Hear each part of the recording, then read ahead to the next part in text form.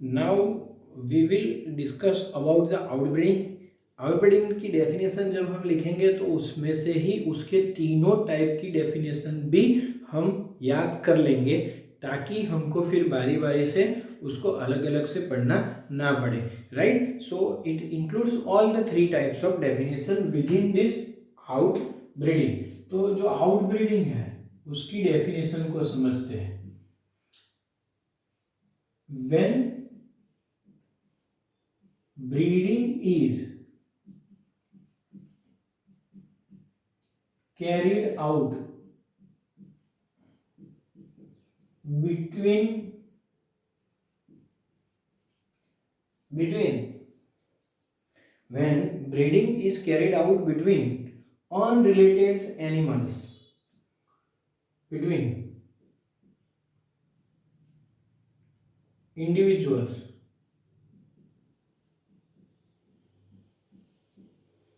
of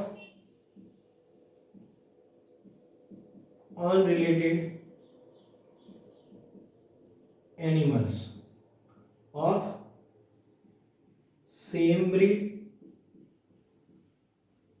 first, right.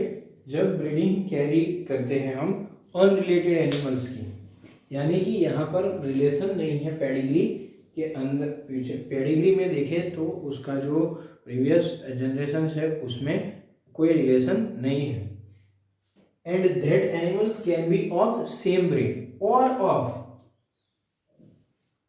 Of different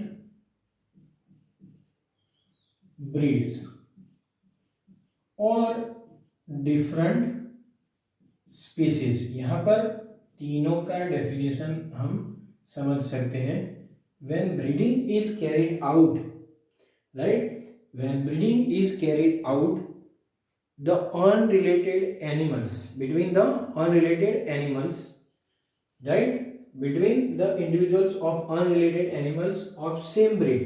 अगर same breed आता है, right, unrelated animals of same breed that is having no common ancestors up to 4 to 6 generation, right, in either of the pedigree, right। तो जो दो animals हमने लिए हैं उसका कॉमन एंसेस्टर्स अगर नहीं होता है तो इसको हम क्या बोलेंगे, तो इसको बोलेंगे आउट क्रॉसिंग। ये हो गई first definition. When breeding is carried out between the individuals of unrelated animals of same breed having no common ancestors up to 4 to 6 generation, तो ये हो गया out crossing. when breeding is carried out between individuals of unrelated animals of different breeds, यहाँ पर same breed की जगह अगर हम डिफरेंट ब्रीड्स लगा दें तो ये डेफिनेशन बन जाएगी क्रॉस ब्रीडिंग की। समझिए इसको अच्छे से। और अगर हम फिर से when breeding is carried out between individuals of unrelated animals of different species अगर हम लगा देंगे तो ये हो जाएगा इंटरस्पेसिफिक हाइब्रिडाइजेशन, यानी तीनों की डेफिनेशन हो गई ready, right. So basically this is difference.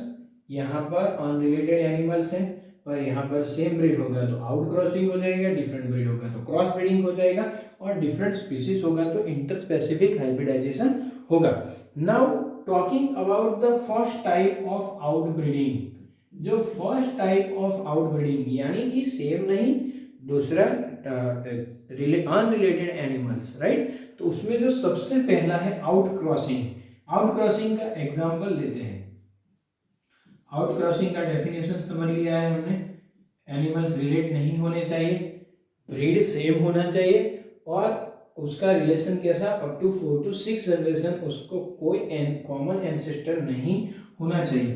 तो यहाँ पर हम सेम एग्जांपल ले सकते हैं, superior cow when mated with superior bull of same breed. यहाँ पर याद रखिए same breed, superior bull of same breed but not related, right. तो जो ऑफस्प्रिंग मिलेगा उसको हम बोलेंगे आउट क्रॉस। क्या बोलेंगे इसको? Out cross, right. एंड ये आउट क्रॉसिंग क्यों किया जाता है? This is very effective method. ये बहुत ही इफेक्टिव मेथड है। किस में? तो those cattles which are having low productivity in case of milk yield, उसमें यानी कि बीफ कैटल्स, उसमें ये बहुत ही इफेक्टिव है, राइट। वेरी इफेक्टिव मेथड किसमें? जिसमें कैटल्स हैविंग लो प्रोडक्टिविटी, किसमें? Milk yield, right. Example beef cattles के अंदर ये बहुत ही इफेक्टिव मेथड है, right. So this is about the out crossing. दूसरा उसका एक बेनिफिट है, इसको करने से इनब्रीडिंग डिप्रेशन रिमूव होता है, प्रिवेंट्स और restore inbreeding depression.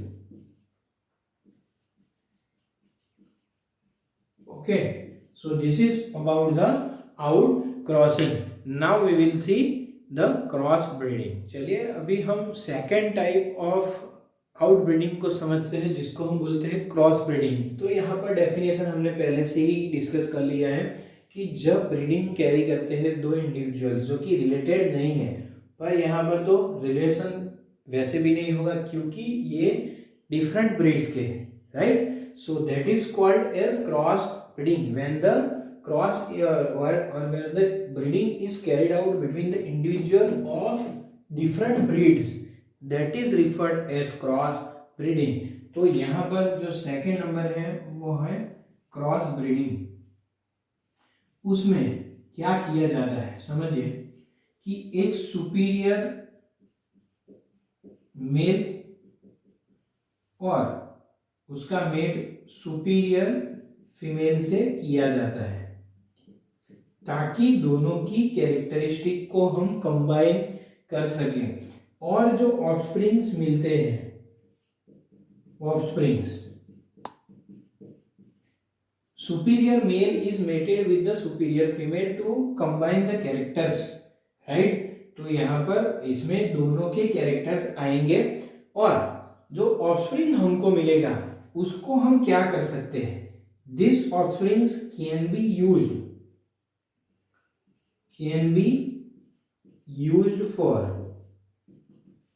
commercial production, products के लिए हम यूज कर सकते हैं, या फिर offsprings can be subjected to inbreeding, ताकि ये ब्रीड स्टेबल हो जाए।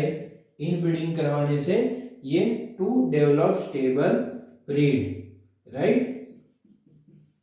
टू डेवलप स्टेबल ब्रीड, जिससे कि इसमें सुपीरियर क्वालिटीज होगी जो प्रीवियस ब्रीड से या फिर दूसरी ब्रीड से उससे सुपीरियर क्वालिटीज होगी। तो यहाँ पर हम दो चीज कर सकते हैं, या फिर तो उसका कॉमर्शियल प्रोडक्शन के लिए यूज कर सकते हैं, या फिर उसको स्टेबल ब्रीड बनाने के लिए इनब्रीडिंग में डाल सकते हैं, जिससे कि हमको एक नई ब्रीड मिल जाए। इसके थोड़े एग्जांपल्स देखते हैं यहाँ पर हम। जो पहला है, आपने सुना होगा Sahiwal cow, Sahiwal cows and is mated with Brown Swiss. भी हम समझेंगे ये तो यूएस का बुल है, बुल जो कि यूएस में पाया जाता है, यूके में पाया जाता है। तो क्या होता है, सीमेन को इंपोर्ट करते हैं, पूरे बुल को इंपोर्ट करने की जरूरत नहीं है क्योंकि अभी हम सीमेन को स्टोर कर सकते हैं। तो सीमेन इंपोर्टेड फ्रॉम यूएस, यहां से इंपोर्ट किया था सीमेन को, Sahiwal cow is crossed with Brown Swiss, जिससे क्या होगा, एक नई वैरायटी मिली थी करण स्विस। और ये जो है कहाँ पर किया गया था पूरा प्रोसेस, तो NDRI national dairy research institute जो कि करनाल हरियाणा में है, वहां पर पूरा रिसर्च किया गया था।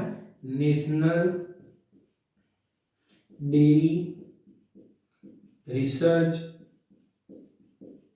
इंस्टीट्यूट में ये तैयार किया गया था, करनाल हरियाणा, राइट, हरियाणा के अंदर है ये, एनडीआरआई शॉर्ट में इसको हम बोलते हैं।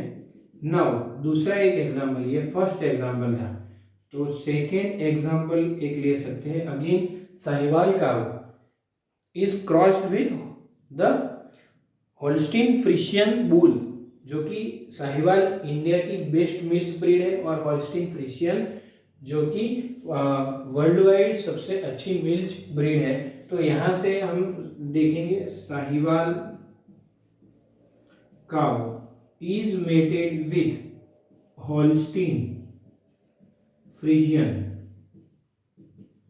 बुल, तो जो ऑफस्प्रिंग मिलेगी उसको हम बोलेंगे फ्रिशवाल, राइट, जो कि दोनों की सुपीरियर कैरेक्टरिस्टिक्स एक में आती है। थर्ड एक शीप का एग्जांपल्स ले लेते हैं। Bikaneri ewes are crossed with Merino rams and the product which we are getting is Hisardale. तो यहाँ पर जो एग्जांपल, थर्ड एग्जांपल हम लेंगे वो है Bikaneri ewes crossed with Merino rams. तो जो प्रोडक्ट मिलेगा वो होगा Hisardale. So basically this is about the cross breeding. ये एग्जांपल्स आपको अच्छे से याद करने हैं, right. The third type of out breeding is interspecific hybridization, जिसको हम समझते हैं जब ब्रीडिंग कैरी करते हैं हम इंडिविजुअल की, पर वो दोनों इंडिविजुअल कैसे होने चाहिए, ऑफ डिफरेंट स्पीसीज। तो क्या बोलेंगे इसको, इंटरस्पेसिफिक हाइब्रिडाइजेशन। जैसे कि हमने समझा था पहले ही, एक पूरी डेफिनेशन के अंदर तीनों की डेफिनेशन आ जाती है। तो यहाँ पर दो ऐसे इंडिविजुअल्स जो स्पीसीज ही उनकी अलग अलग है, उनको मेट किया जाता है, और उससे जो प्रोडक्ट बनता है वो ऑफस्प्रिंग कैसा होना चाहिए। तो जनरली क्या करते हैं कि दोनों के डिजायरेबल कैरेक्टर्स प्रोजेनी के अंदर होते हैं, जिसका इकोनॉमिक इंपॉर्टेंस बहुत ही ज़्यादा रहता है। इसकी वजह से इंटरस्पेसिफिक हाइब्रिडाइजेशन करवाते हैं। तो इंटरस्पेसिफिक हाइब्रिडाइजेशन इज इंक्लूडिंग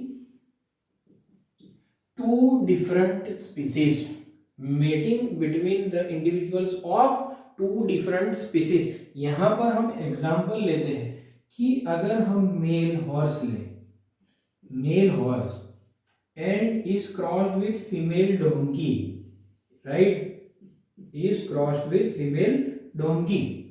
तो यहाँ पर जो हमको ऑफस्प्रिंग मिलेगा वो होगा हिनी। हिनी जो होता है वो जनरली स्टेराइल होता है, राइट।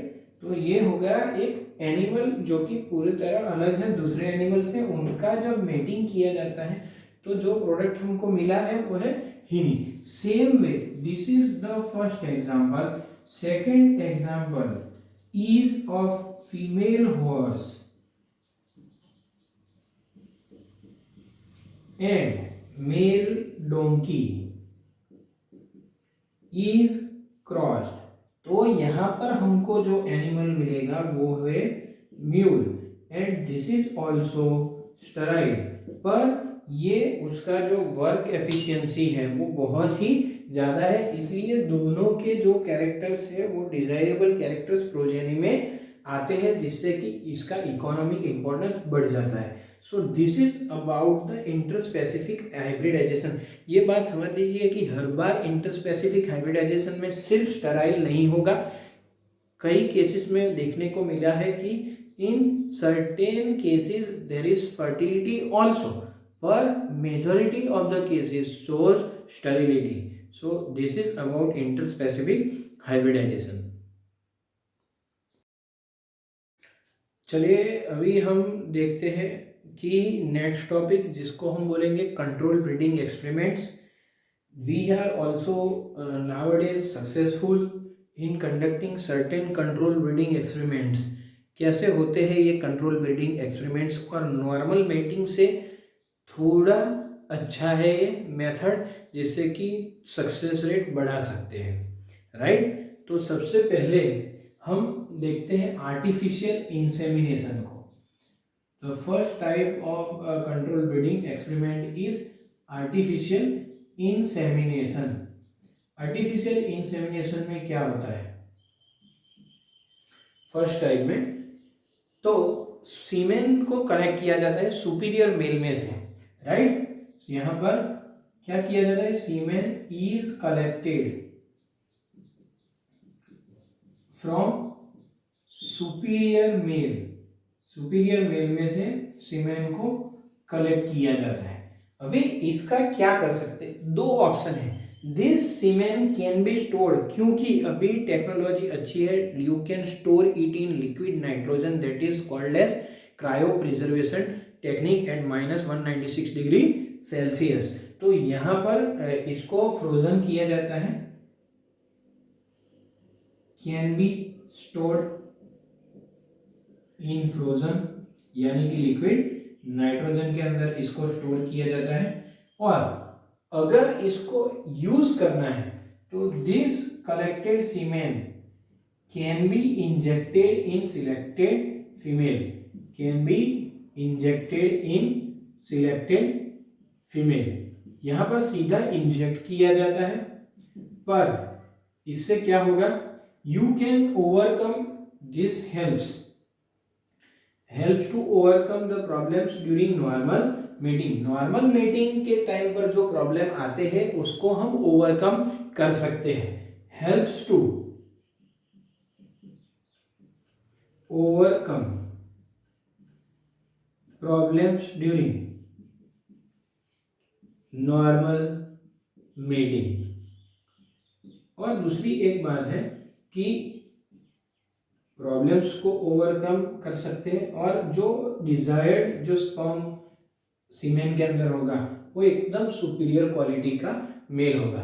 दूसरी बात कि फिर भी ये पूरे प्रोसेस में फिर भी सक्सेस रेट बहुत ही कम है। Success rate is fairly low.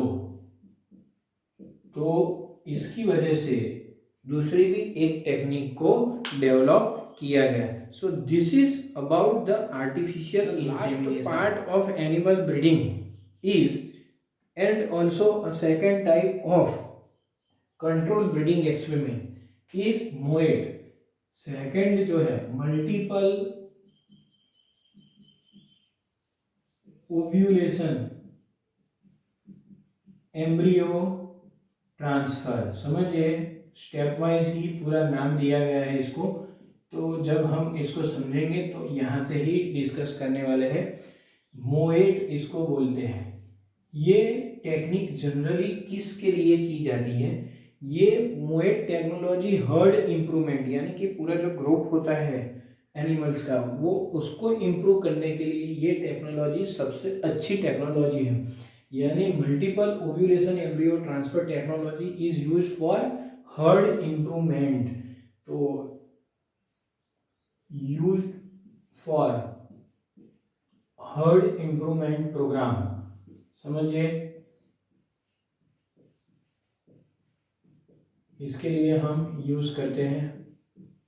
Now if we think about कि what is the MOET technology, तो समझ लीजिए कि एक सुपीरियर काव है, एक सुपीरियर काव है जो जिसके अंदर क्वालिटी बहुत ही अच्छी है, राइट। तो उसको क्या किया जाता है? That superior cow is administered certain hormones, उसको हॉर्मोन्स दिए जाते हैं। एडमिनिस्टर्ड हॉर्मोन्स कैसे? FSH एक्टिविटी लाइक, जो फॉलिकल स्टिमुलेटिंग हार्मोन है जिससे फॉलिकल स्टिम्युलेट होता है, वैसे hormones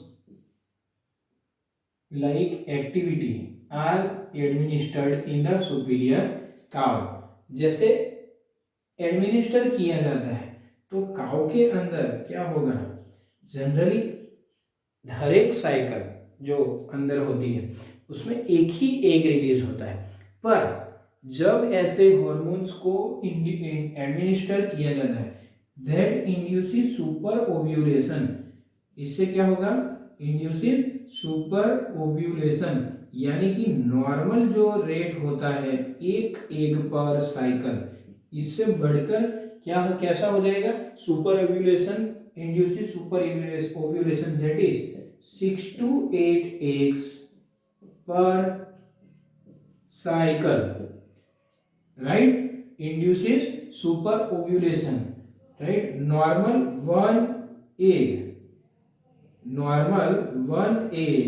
per cycle, but in this case कितने हो जाएंगे, 6 to 8 eggs, right. After the superovulation क्या होगा कि it is mated with an elite bull और आर्टिफिशियली इंसेमिनेटेड, दोनों के चांसेस है। उसके बाद राइट सुपर ओव्यूलेशन के बाद क्या किया जाता है, मेटेड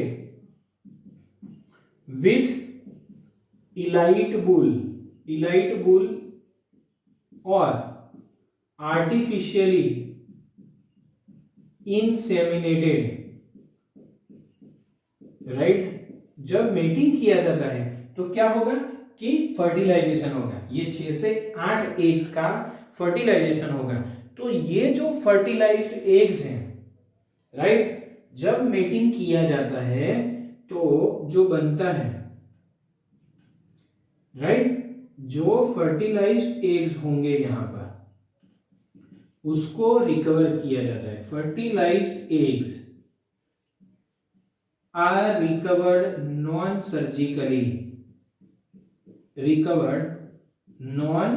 सर्जिकली, यानी कि उसको कोई हार्म ना हो, ऐसा ही उसको रिकवर किया कर लिया जाता है। समझिए, पहले ओव्यूलेशन हुआ कैसे, एडमिनिस्टरिंग द हॉर्मोन्स, उसके बाद क्या किया कि फर्टिलाइजेशन करवाया, either with mated with elite bull या फिर आर्टिफिशियल इंसेमिनेशन करवाओ। उसके बाद जो एग्स होते हैं उसको रिकवर किया जाता है and then they are transferred to surrogate mothers, यानी कि ये एग्स को ट्रांसफर किया जाता है दूसरी काऊ के अंदर जो कि पूरा एनवायरनमेंट दे सके इस एग्स को डेवलप करने में, एम्ब्रियो और वहां से पूरा डेवलपमेंट कर सके। ये जो फर्टिलाइज्ड एग्स होते हैं, राइट, उसका जो सेल का stage, fertilized eggs of 8 to 32 cell stages, right, ये बहुत ही इंपॉर्टेंट है, याद रखना है आपको कि 8 to 32 सेल स्टेजेस का जो एग्स होते हैं वो ही रिकवर किए जाते हैं, उसके बाद ट्रांसफर टू सरोगेट मदर। याद रखिएगा ये सेल 8 to 32 एग्जाम्स में पूछे जाते हैं। उससे क्या होगा कि अभी ये पूरा प्रोसेस कंप्लीट होगा, उसके बाद फिर से सुपीरियर काउ इज अगेन, और जेनेटिक मदर जो थी कौन सी, superior cow, genetic mother is again ready for next round, right, पूरे नेक्स्ट राउंड के लिए ये रेडी हो गए। अभी एडवांटेज देखते हैं। एडवांटेज में जो high yielding milking cows, high yielding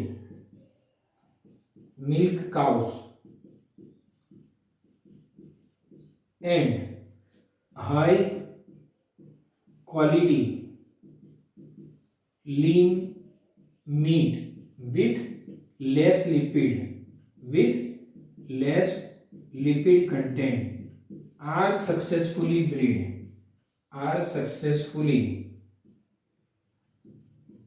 bred to improve the herd size as well as quality. तो शॉर्ट टाइम के अंदर to increase herd size and in short time, जैसे हमने पहले ही इसका एम डिटरमाइन किया था कि it is for herd improvement program. तो ये आपको याद रखना है पूरा technology, right. This is about the MOET. So we have successfully completed the animal breeding. Thank you.